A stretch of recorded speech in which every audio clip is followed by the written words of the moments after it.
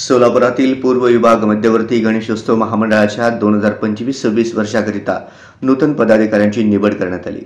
महामंडळाचे ट्रस्टी जनार्दन कारंपुरी, पांडुरंग दिड्डी काका, रामचंद्र जन्नू, अजय दासरी, विजयकुमार गुल्लापल्ली, विष्णू कारंपुरी महाराज, देवीदास अंजनकुमार, व्यंकटेश आकेन यांच्या उपस्थितीत एकमतानं नूतन कार्यकारिणीची निवड करण्यात आली। यानुसार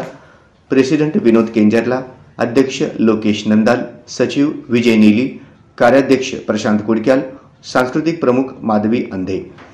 उपाध्यक्ष शुभम एकलदेवी, श्रीनिवास आडम, निलेश चिलवेरी, श्रीनिवास पेंटा, संतोष क्यातम, श्रीकांत जिल्ला, वैशाली आडकी, विद्या यल्ला, हरिप्रसाद चरकुपल्ली व मुकेश बत्तुल, तर सहसचिवसाठी अविनाश मंगलपल्ली, श्रीनिवास बुधारम, गोपाळ पोला, कृष्णा बुर्ला, सुरेश यल्लारम, सौ ललिता सिंगम, राजश्री वडनाल,